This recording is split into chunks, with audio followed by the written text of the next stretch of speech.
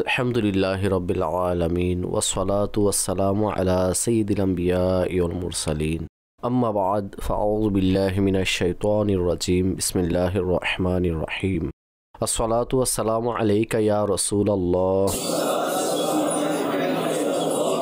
ওয়া আলা আলিকা ওয়া আসহাবিকা ইয়া হাবিবাল্লাহ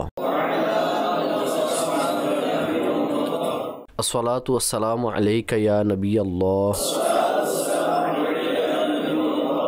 وعلى آلك وأصحابك يا نور الله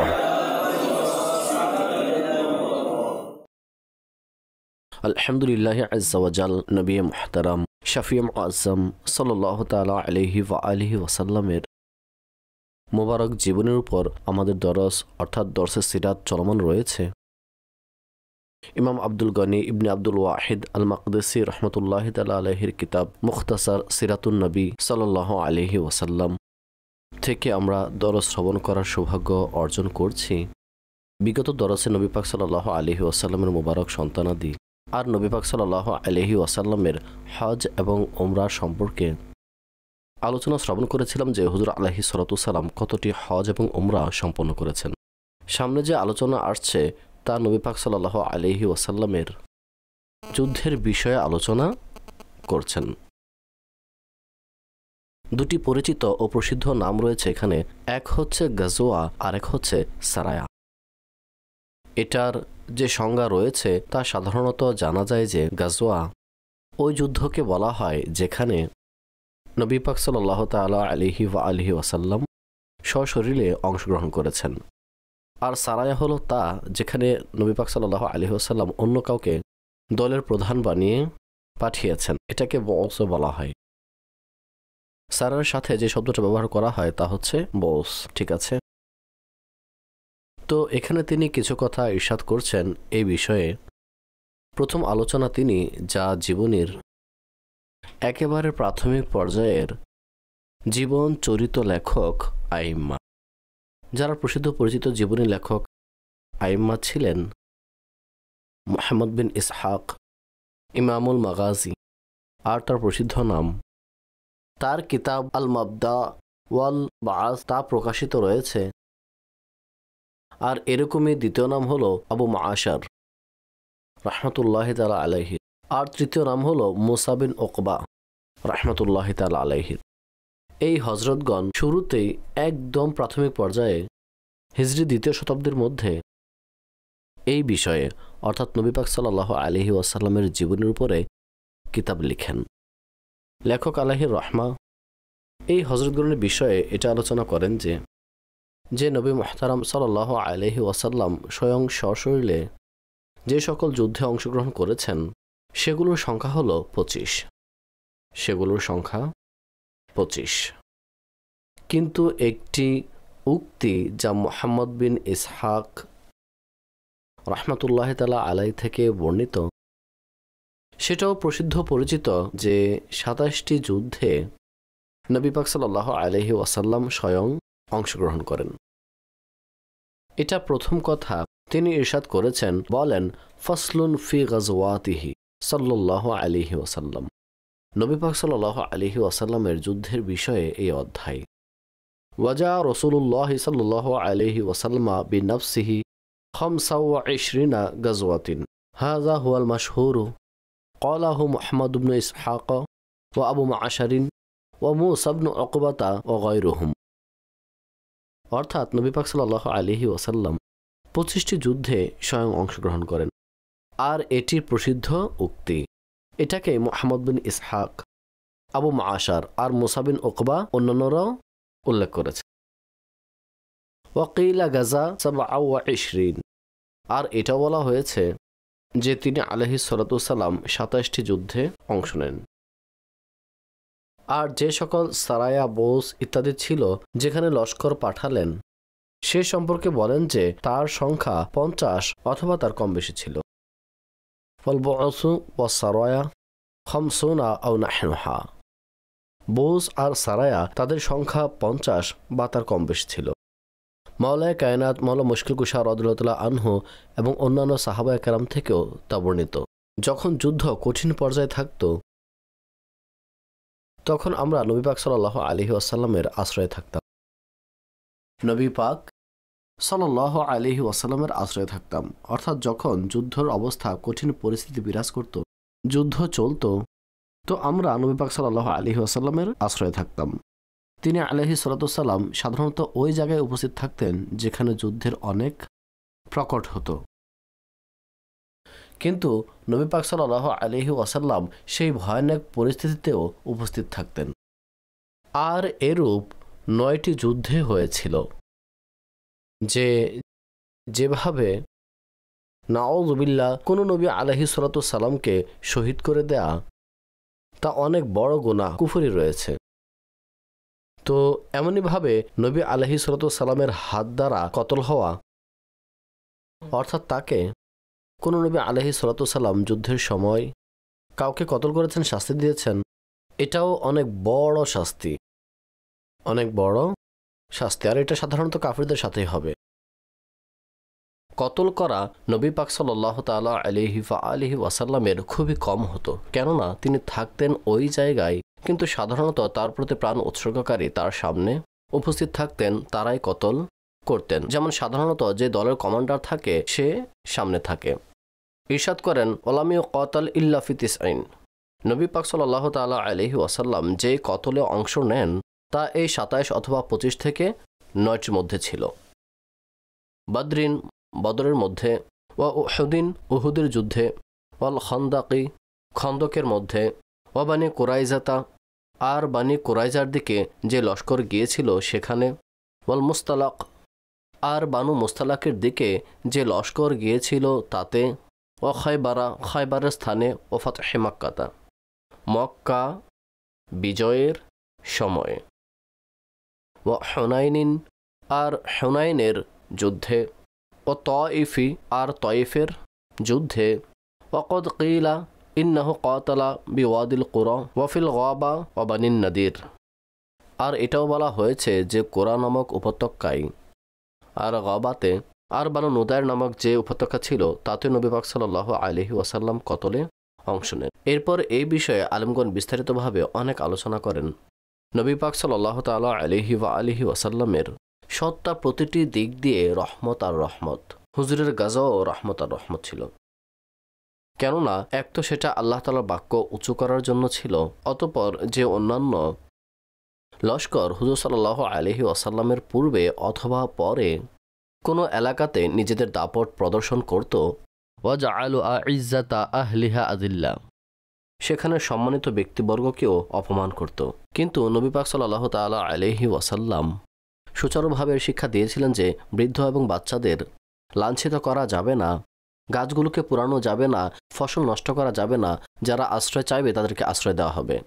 এই সকল ব্যবস্থাপনা করার পর সর্বশেষ যারা যুদ্ধের জন্য আসতো, যুদ্ধ করার জন্য প্রস্তুত ছিল, তাদের সাথে সাধারণ যুদ্ধ সংগঠিত হতো, সেক্ষেত্রেও অনেক ছাড় দেওয়া হতো।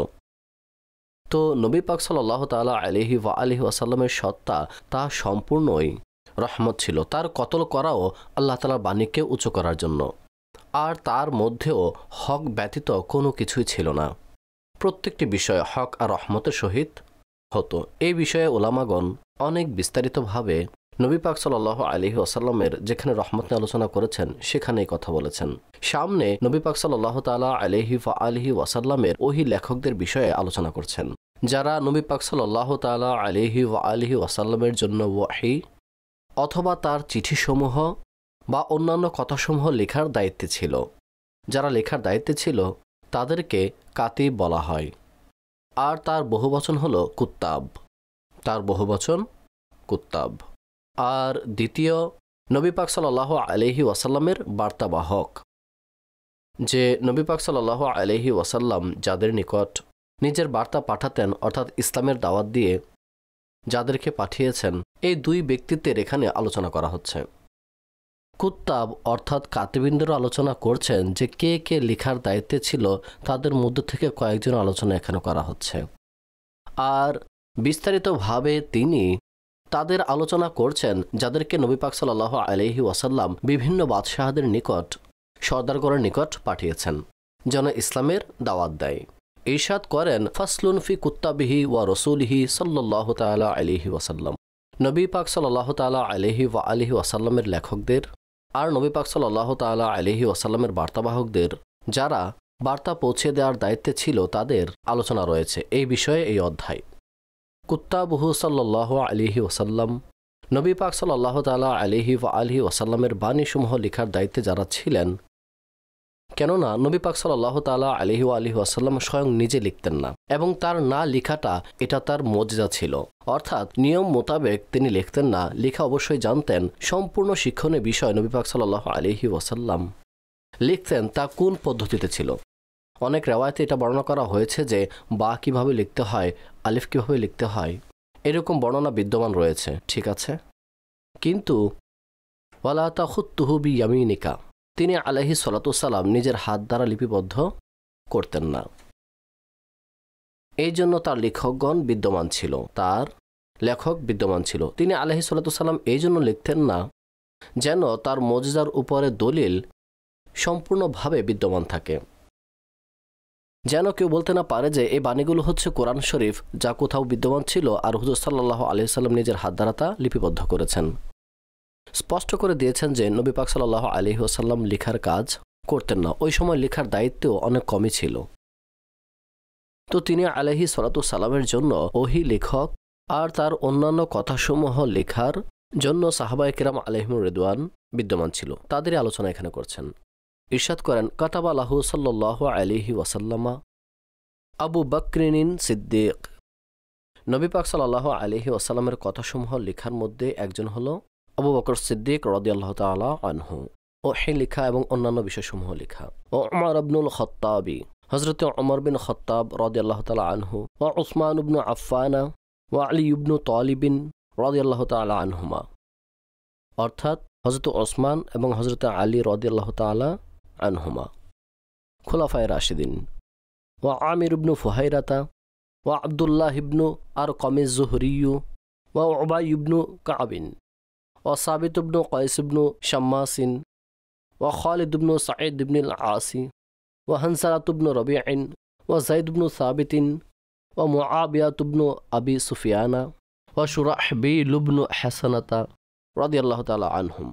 এই নাম উল্লেখ করেছেন আমির বিন ফুহাইরা, আব্দুল্লাহ বিন আরকাবা জুহরি, উবাই বিন কাব, সাবিত বিন কায়েস বিন শাম্মাস, খালিদ বিন সাঈদ বিন আল আস, হানসালা বিন রবি আল উসাইয়িদি, আর যায়েদ বিন সাবিত, মুআবিয়া বিন আবি সুফিয়ানা, সুরাহবিল বিন হাসানা রাদিয়াল্লাহু তাআলা আনহুম আজমাইন।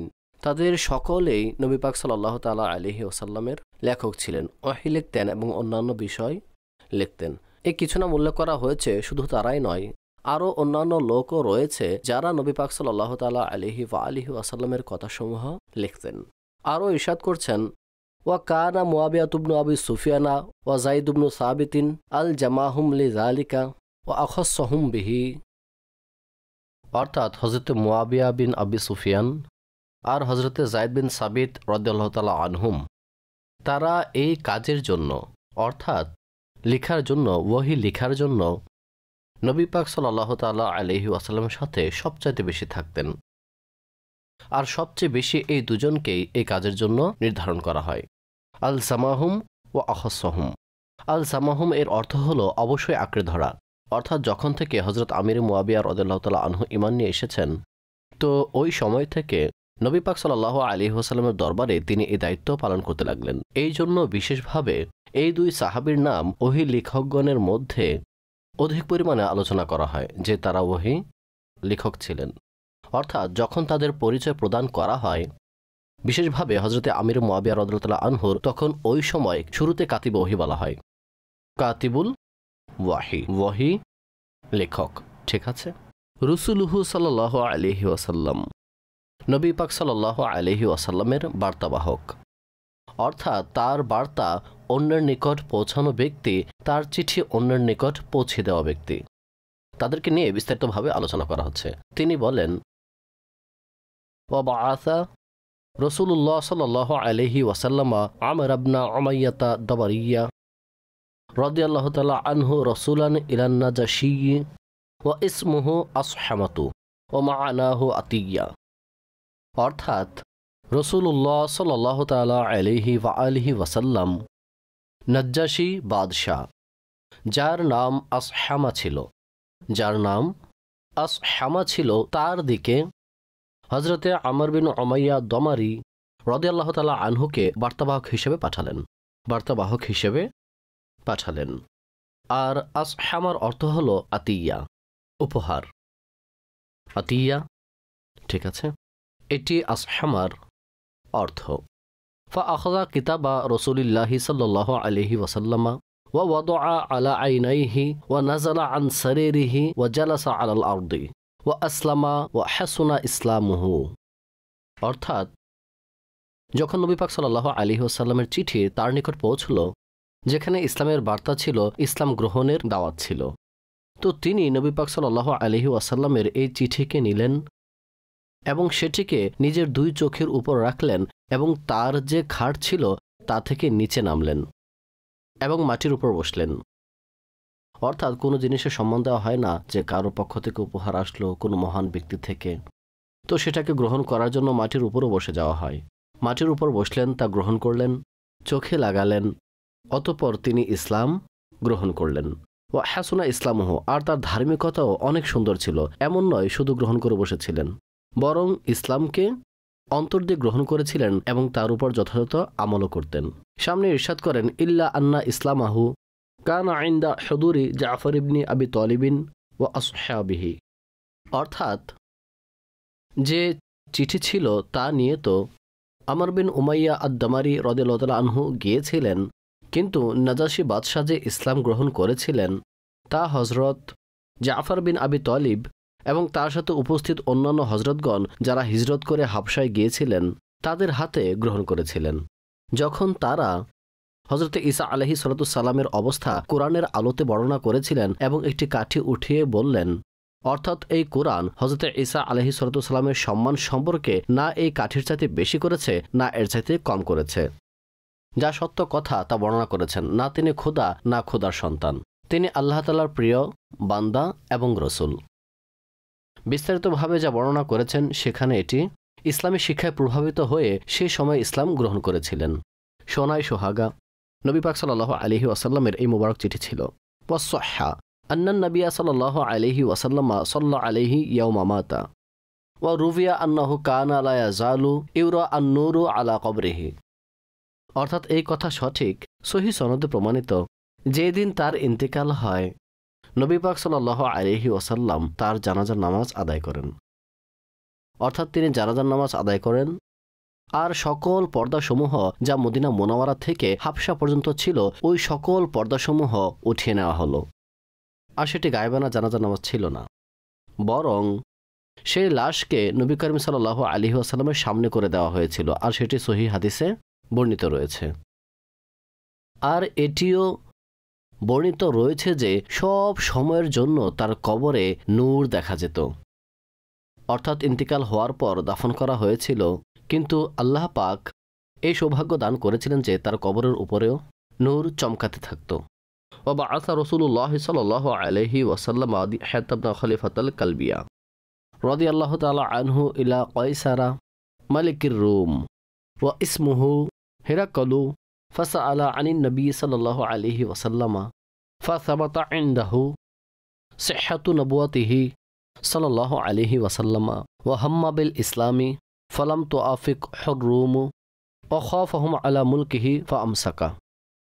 অর্থাৎ নবী পাক সাল্লাল্লাহু তাআলা আলাইহি ওয়া আলিহি ওয়াসাল্লাম দিহিয়া কালবি রাদিয়াল্লাহু তাআলা আনহুকে রোমের বাদশাহ কাইসারের নিকট প্রেরণ করলেন, যার নাম হিরাকাল ছিল। তো ওই হিরাকাল যে ঈসাই ছিল, অর্থাৎ নবী পাক সাল্লাল্লাহু আলাইহি ওয়াসাল্লাম সম্পর্কে হযরত আবু সুফিয়ানকে প্রশ্ন করেছিল, যিনি তখনও ঈমান নিয়ে আসেননি। সে বিষয়ে বিস্তারিত বুখারী শরীফের মধ্যে বিদ্যমান রয়েছে যে তার নিকট প্রায় 10টি প্রশ্ন করা হয়েছিল, আর এটার বিশ্লেষণও করেছেন। আর তার জবাব হযরতে আবু সুফিয়ান, তিনি তখনও ঈমান নিয়ে আসেননি, তিনি উত্তর দিয়েছিলেন ওয়াসাবাতা ইনদাহু সিহহাতু নবুয়াতি, প্রশ্ন উত্তরের আলোকে। আর এমনিতেও যারা আহলে কিতাব ছিল তাদের নিকট নবী পাক সাল্লাল্লাহু আলাইহি সাল্লামের নবুয়ত স্পষ্ট ছিল। কাইসার বাদশার সম্পূর্ণ বিশ্বাস হয়ে গিয়েছিল যে তিনি শেষ নবী যার সুসংবাদ আমাদের কিতাবের মধ্যে দেওয়া হয়েছে, আর এই জন্য ইসলাম গ্রহণের ইচ্ছাও করে নিয়েছিলেন। আর পরবর্তীতে তার লস্করের মধ্যে যারা বড় বড় নেতা গভর্নর ছিল সবাইকে ডেকেছিল তার সভার মধ্যে। কিন্তু ওই লোক সকল তাকে এই বিষয়ে ভীতি প্রদর্শন করলো যে কিসের ইসলাম নিয়ে আসবে। অতঃপর সে ইসলাম গ্রহণের ইচ্ছা ত্যাগ করে দিল আর দুনিয়াকে আখিরাতের উপর প্রাধান্য দিতে গিয়ে কাফির অবস্থায় মৃত্যুবরণ করে। ফা আমসাকা, ইসলাম গ্রহণ থেকে কি হয়ে গেল? বিরত রইল। وبعث رسول الله صلى الله تعالى عليه وسلم عبد الله بن حذافة السهمية رضي الله تعالى عنه إلى كسرى ملك فارس ومزق كتاب رسول الله صلى الله عليه وسلم فقال النبي صلى الله عليه وسلم مزق الله ملكه ومزق الله ملكه وملك قومه। অর্থাৎ নবী পাক সাল্লাল্লাহু তাআলা আলাইহি ওয়া আলিহি ওয়াসাল্লাম হযরতে আব্দুল্লাহ বিন হুযাফা আস-সাহামী রাদিয়াল্লাহু তাআলা আনহুকে ফারাসের বাদশাহ অর্থাৎ ইরানের বাদশাহ কিসরার দিকে পাঠালেন। নাউযুবিল্লাহ, সে নবী পাক সাল্লাল্লাহু আলাইহি ওয়াসাল্লামের চিঠিকে টুকরো টুকরো করে দিল। নবী পাক সাল্লাল্লাহু আলাইহি ওয়াসাল্লাম ইরশাদ করলেন, আল্লাহ তার দেশকে টুকরো টুকরো করে দেবেন। ফলাফল এটাই বের হলো যে আল্লাহ পাক তার রাজত্বকে নিঃশেষ করে দিল, তার গোত্রের বাদশাহীকে সম্পূর্ণ ধ্বংস করে দিল। সেই রাজ্য সম্পূর্ণ ধ্বংস এবং ছিন্ন ভিন্ন হয়ে গিয়েছিল। তার ছেলেই তাকে হত্যা করেছিল। তারা সালতানার সামনে অগ্রসর হয়নি। এর অপোজিট যে কাইসার ছিল সে ঈমান গ্রহণ করেনি, কিন্তু সে এই চিঠির সম্মান প্রদর্শন করেছিল। সেই চিঠির সম্মান প্রদর্শন করেছিল। তো ফলাফল এটাই দাঁড়ালো যে যদিও বড় এলাকা থেকে তার বাদশাহী শেষ হয়ে গিয়েছিল, কিন্তু অনেক বছর পর্যন্ত তার বংশধরের মধ্যে রাজত্ব অব্যাহত ছিল, রাজত্ব অবশিষ্ট ছিল। বিভিন্ন এলাকাতে নবী পাক সাল্লাল্লাহু আলাইহি ওয়াসাল্লামের চিঠির বরকতে তাদের এই মর্যাদা অর্জন হয়েছিল। وبعث رسول الله صلى الله عليه وسلم حاتم بن أبي بلتعة اللخمية رضي الله تعالى عنه إلى مقوقس ملك الإسكندرية ومصر وقال خيرا وقارب الأمر ولم يسلم فأهدى إلى النبي صلى الله عليه وسلم مارية القبطية وأختها سيرين رضي الله تعالى عنها ووهبها لحسن بن ثابت رضي الله تعالى عنه وولدت له عبد الرحمن بن حسن। নবী পাক সাল্লাল্লাহু আলাইহি ওয়াসাল্লামের বার্তাবাহকদের বিষয়ে আলোচনা হচ্ছে যে কার কার নিকট নিজের বার্তাবাহকদেরকে পাঠিয়েছেন। তো তাদের মধ্যে যারা ইস্কান্দারিয়া, যা এখন বর্তমানে মিশরেরই অন্তর্ভুক্ত, মিশরের দ্বিতীয় ও বড় প্রসিদ্ধ শহর তাহিরার পর ইস্কান্দারিয়া, আর মিশরের সে কি ছিল? বাদশাহ ছিল মুকাউকিস। তার নিকট পাঠালেন। তো সেও নবী পাক সাল্লাল্লাহু আলাইহি ওয়াসাল্লামকে চিনে নিল আর ভালো কথা বলেছেন। সম্ভাবনা ছিল সে ইসলাম নিয়ে আসবে, কিন্তু লেখক বলেন যে সে ইসলাম গ্রহণ করেনি। কিন্তু সে নবী পাক সাল্লাল্লাহু তাআলা আলাইহি ওয়াসাল্লামের নিকট তার কাছে একটি দাসী ছিল মারিয়া কিবতিয়া নামে, এবং তার বোন সিরিন। এই উভয়কে নবী পাক সাল্লাল্লাহু আলাইহি ওয়াসাল্লামের দরবারে উপহাসস্বরূপ প্রেরণ করলেন। এই হযরত মারিয়া কিবতিয়া রাদিয়াল্লাহু তাআলা আনহা, তিনার আলোচনা সামনে আসছে, তিনি সেই যার গর্ভ থেকে হুজুর সাল্লাল্লাহু আলাইহি ওয়াসাল্লামের শাহজাদা হযরত ইব্রাহিম রাদিয়াল্লাহু তাআলা আনহুর জন্ম হয়। দ্বিতীয়জন তার বোন ছিল সিরিন রাদিয়াল্লাহু তাআলা আনহা। তাকে নবী পাক সাল্লাল্লাহু আলাইহি ওয়াসাল্লাম হযরত হাসান বিন সাবিতকে উপহার দিয়ে দিয়েছিলেন। তার গর্ভ থেকে হযরত হাসান বিন সাবিতের শাহজাদা আব্দুর রহমান ইবনে হাসান তার জন্ম হয়। وبعث رسول الله صلى الله عليه وسلم عمرو بن العاص رضي الله تعالى عنه إلى ملكي أمان جعفر وعبد ابن الجلندة وهما من الأزد والملك جعفر فأسلم وصدق وخليا بين أمر وبين الصدقة والحكم فيما بينهم فلم يزل عندهم حتى توفي রাসূলুল্লাহ সাল্লাল্লাহু আলাইহি ওয়াসাল্লাম। অর্থাৎ নবী পাক সাল্লাল্লাহু তাআলা আলাইহি ওয়া আলিহি ওয়াসাল্লাম হযরত আমর ইবনে আল আস রাদিয়াল্লাহু তাআলা আনহুকে ওমানের দুই বাদশাহর নিকট পাঠালেন, জাইফার এবং আবদ, যে জুলান্দারের দুই ছেলে ছিল আর দুজনের সম্পর্ক কাবিলায়ে আজদের সহিত ছিল। আর বাদশাহ সে জাইফার ছিল। ফা আসলামা ওয়া সাদ্দাক, এই উভয়ের নিকট যারা ওমানের বড় সর্দার ছিল বাদশাহ জায়ফার ছিল, কিন্তু তার ভাইও কি ছিল, সেও বড় ছিল আব্দ। এই উভয়ের নিকট বার্তা পাঠালেন আমর বিন আল আস রাদিয়াল্লাহু আনহুর হাতে, আর তারা উভয় ইসলাম গ্রহণ করেছিলেন। নবী পাক সাল্লাল্লাহু আলাইহি ওয়াসাল্লামের কথা স্বীকার করলেন। আর হযরত আমর ইবনে আল আস রাদিয়াল্লাহু আনহু আর সাদকার বিষয়টি তিনি তাখলিয়া করে দিলেন, অর্থাৎ সাদকা আদায় করে দিলেন, সাদকা আদায় করলেন।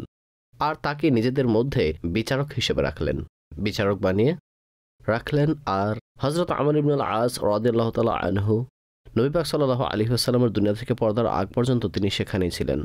তাদেরই মধ্যে ওয়াবাআসা রাসূলুল্লাহ সাল্লাল্লাহু আলাইহি ওয়াসাল্লাম সারিত ইবনে আমর ইবনে আল আমিরি রাদিয়াল্লাহু তাআলা আনহু ইলাল ইয়ামামাতি ইলাল হাউজাত ইবনে আলী আল হানাফি فأكرمه وأنزله وكتب إلى النبي صلى الله عليه وسلم ما أحسن ما تدعو إليه وأجمله وأنا خطيب قومي وشاعرهم فجعلني بعد العمر وأبى النبي صلى الله عليه وسلم ولم يسلم ومات زمن الفتح। অর্থাৎ রাসূল পাক সাল্লাল্লাহু আলাইহি ওয়াসাল্লাম হযরত সালিদ বিন আমর বিন আল আমিরি রাদিয়াল্লাহু তাআলা আনহুকে ইয়ামামার দিকে পাঠালেন, ইয়ামামার এলাকার দিকে পাঠালেন। সেখানকার যে সর্দার ছিল হাউজা বিন আলী আল হানাফি, হাউজা বিন আলী আল হানাফি, তার নিকট। তো সে অর্থাৎ হাউজা হযরত সালিদ বিন আমরের অনেক সম্মান করলো, এহতেরাম করলো, মেহমানদারি করলেন এবং নবী সাল্লাল্লাহু আলাইহি ওয়াসাল্লামের নিকট একটি চিঠি লিখে পাঠালেন যে আপনি যে ইসলামের দাওয়াত দিচ্ছেন অনেক ভালো এবং খুব সুন্দর দাওয়াত, অনেক সুন্দর দাওয়াত, কিন্তু আমি আমার গোত্রের খতিব রয়েছি আর তাদের শায়ের আমি, অর্থাৎ আমার ভালো একটা পরিচয় আছে আর তারা আমাকে জানে, সুতরাং আপনি আমার নামে কিছু দায়িত্ব দিয়ে দিন, অর্থাৎ কিছু বিষয় আমার জন্য নির্ধারিত করে দিন। অর্থাৎ নাউযুবিল্লাহ হয়তো সে নবুয়ত থেকে কোনো অংশ চেয়েছে, নবুয়ত থেকে নাউযুবিল্লাহ অংশ চেয়েছে, তো নবী পাক সাল্লাল্লাহু আলাইহি ওয়াসাল্লাম না করে দিলেন। এটা তো হতেই পারে না, এটা তো আল্লাহ পাক যেখানে চান রিসালাতকে রাখেন। আর নবী পাক সাল্লাল্লাহু আলাইহি ওয়াসাল্লামের মাধ্যমে তো রিসালাতের দরজা এমনিতেই শেষ হয়ে গেছে, ঠিক আছে। তো সে ব্যক্তি ইসলাম গ্রহণ করেনি আর মক্কা বিজয়ের সময় মারা যায়, মক্কা বিজয়ের সময় মারা যায়। ওয়াবাআসা রাসূলুল্লাহ সাল্লাল্লাহু আলাইহি ওয়াসাল্লাম শুজা ইবনে ওয়াহব আল আসাদিয়া রাদিয়াল্লাহু তাআলা আনহু ইলাল হারিস ইবনে আবি ইশাম ইবনে আল গাসসানি মালিক আল বালকাই মিন আরদ আশ-শাম قال شجاع فانتهيت إليه وهو بغودة دمشق فقرأ كتاب النبي صلى الله عليه وسلم ثم رمى به فقال إني سائل إليه وعازم على ذلك فمن أهو قيصر। নবী পাক সাল্লাল্লাহু আলাইহি ওয়াসাল্লাম হযরত সুজা বিন ওয়াহব আল আসাদি রাদিয়াল্লাহু তাআলা আনহুকে হারিস বিন আবি শামিল গাসসানি, সে হারিস গাসসানি নামে প্রসিদ্ধ ছিল আর শাম দেশের মধ্যে পালকা নামের এলাকার সর্দার ছিল, পালকার এলাকায় সর্দার ছিল। তার নিকট হযরত ওহাব বিন সুজা রাদিয়াল্লাহু তাআলা আনহুকে ইসলামের দাওয়াত দিয়ে পাঠালেন। হযরত সুজা রাদিয়াল্লাহু তাআলা আনহু বলেন যে আমি তার নিকট পৌঁছলাম, তো সে দামেস্কের এলাকা গাওতার মধ্যে ছিল, দামেস্ক এলাকার গাওতার মধ্যে ছিল। সে নবী পাক সাল্লাল্লাহু আলাইহি ওয়াসাল্লামের চিঠি পড়ল এবং নাউযুবিল্লাহ তা ফেলে দিল আর বলল আমি তার দিকে যাচ্ছি, নাউযুবিল্লাহ হামলা করার জন্য তার নিকট যাচ্ছি। ছিল সে কায়সারের অধীনে, কায়সারের, আর কায়সার খুব ভালো করে জানত যে নবী পাক সাল্লাল্লাহু আলাইহি ওয়াসাল্লাম হলেন সত্য নবী। যদিও সে মুসলমান হয়নি, কিন্তু তার ভালো করে জানা ছিল যে তিনি কে, সত্য নবী ছিলেন। তো সে কায়সার তাকে বাধা দিল। ওয়াবাআসা রাসূলুল্লাহ সাল্লাল্লাহু আলাইহি ওয়াসাল্লাম আবু মুহাজির ইবনে আবু উমাইয়াহ আল মখজুমিয়্যা রাদিয়াল্লাহু তাআলা আনহু ইলাল হারিসিন হিময়ারি আহাদা মাকাওয়ালাতিল ইয়ামানি। নবী পাক সাল্লাল্লাহু আলাইহি ওয়াসাল্লাম হযরত মুহাজির বিন আবি উমাইয়া আল মখজুমি রাদিয়াল্লাহু তাআলা আনহুকে হারিস আল মিহয়ারি, ইয়ামেনের বাদশাদের মধ্য থেকে একজন ছিল, তার দিকে ইসলামের দাওয়াত নিয়ে গেল। ওয়াবাআসা রাসূলুল্লাহ সাল্লাল্লাহু তাআলা আলাইহি ওয়াসাল্লাম আল আলাল আবনাল হাদরমিয়্যা রাদিয়াল্লাহু তাআলা আনহু ইলা মুনজির ইবনে সাআদ আল আবদি মালিক আল বাহরাইনি ওয়াকাতাবা ইলাইহি কিতাবান ইয়াদউহু ইলাল ইসলামি ফাআসলামা ওয়া সাদ্দাকা। রাসূল পাক সাল্লাল্লাহু আলাইহি ওয়াসাল্লাম আলা বিল হাদরামি রাদিয়াল্লাহু তাআলা আনহুকে মুনজির বিন সাবা আল আবদি, যিনি বাহরিনের বাদশাহ ছিল, তার নিকট পাঠালেন। তার নিকট একটি চিঠি পাঠালেন যেখানে ইসলামের দাওয়াত ছিল, আর সে নবী পাক সাল্লাল্লাহু আলাইহি ওয়াসাল্লামকে সত্যায়ন করল। ও বাআসা রাসূলুল্লাহি সাল্লাল্লাহু আলাইহি ওয়াসাল্লাম আবা মুসা আল আশআরিয়া ওয়া মুআয ইবনে জাবারিনিল আনসারিয়্যা রাদিয়াল্লাহু তাআলা আনহুমা ইলা জুমলাতিল ইয়ামানি দাঈয়াইনি ইলাল ইসলামি ফাআসলামা আম্মাতু আহলিল ইয়ামানি মিন মুলুকিহিম ওয়া আম্মাতিহিম তাওআন মিন গায়রি কিতালি। অর্থাৎ রাসূল পাক সাল্লাল্লাহু আলাইহি ওয়াসাল্লাম হযরতে আবু মুসা আশআরি এবং হযরত মুআয বিন জাবাল আনসারী রাদিয়াল্লাহু তাআলা আনহুমা, এই উভয়কে সকলের জন্য তাদেরকে ইয়ামানের দিকে প্রেরণ করলেন। ইলা জুমলাতিল ইয়ামান, অর্থাৎ শুধু চিঠি দিয়ে বাদশাহদের নিকট প্রেরণ করলেন না, বরং ইয়ামানের সকল অধিবাসীদের জন্য প্রেরণ করলেন, যেন সেখানে গিয়ে দিনের প্রচার প্রসার করে এবং দিন সবার মাঝে ছড়িয়ে দেয়। তো এই উভয় সেখানে পৌঁছলেন। তখন ইয়ামানের অধিকাংশ ইসলাম গ্রহণ করেছিল, সর্বসাধারণ ইসলাম গ্রহণ করেছিল এবং তাদের যে সর্দার ছিল সেও গ্রহণ করেছিল। তাও আনমিন গায়রে কিতালি, কাউকে হত্যা করার কোনো প্রয়োজন পড়েনি। ইসলামের শিক্ষা শুনে তার প্রতি প্রভাবিত হয়ে এমনিতেই সবাই সাধারণভাবে ইসলাম গ্রহণ করে নেয়। তো এটা ইয়ামানবাসীদের জন্য বরকত ছিল। ঠিক আছে, তাছাড়া হুজুর আলাইহিস সালাতু ওয়াস সালাম তাদের জন্য দোয়া করেছিলেন। তো ইয়ামানের এক অর্থই হলো এই জন্যই বরকত ছিল, যার দরুন কোনো প্রকার হত্যা ছাড়া, কোনো ধরনের ঝগড়া ছাড়া শুধুমাত্র ইসলামের দাওয়াত শুনে ঈমান নিয়ে আসে। ইনশাআল্লাহ আমাদের পরবর্তী যে দরস হবে তাও নবী পাক সাল্লাল্লাহু আলাইহি ওয়াসাল্লামের সম্পর্কে গুরুত্বপূর্ণ বিষয় নিয়ে, অর্থাৎ হুজুরের বংশধরকে নিয়ে আলোচনা হবে।